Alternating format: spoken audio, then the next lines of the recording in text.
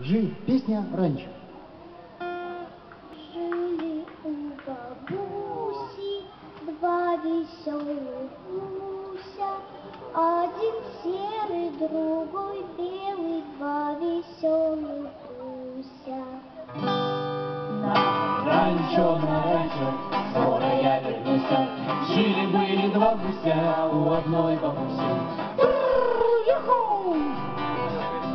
Патронов кордильер на севере Техаса стояло одинокое ранчо. Ого, старушка там жила, хромая одноглаза, и все она кормила саранчой. На лошади верхом, синий зарядным курком, она гоняла в прерию гусей. И каменный забор с проводкой в 1000 вольтов не прогонял, чтоб не украл сосед. На ранчо, скоро я вернуся. Жили-были два гуся у одной бабуси. По соседству жил огромный щетина. Он виски жрал, как лошадь, и еще Он сам черный был, а так как был блондином, считался первым парнем на ранчо. однажды поутру, как только солнце встало, и прерии рассеялся туман. Старушка двух гусей, увы, не досчиталась. А это, согласитесь, не фонтан. На ранчо, скоро я вернуся. Жили-были два гуся у одной бабуси.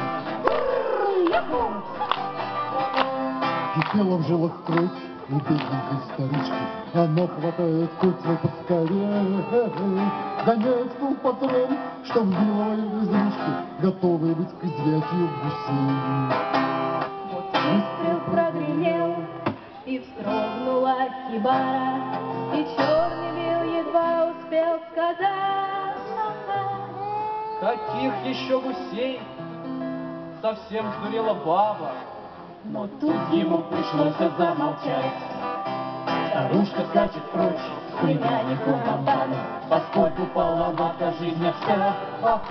Вот глухая ночь, и вдруг из-за банана навстречу ей выходят два гуся.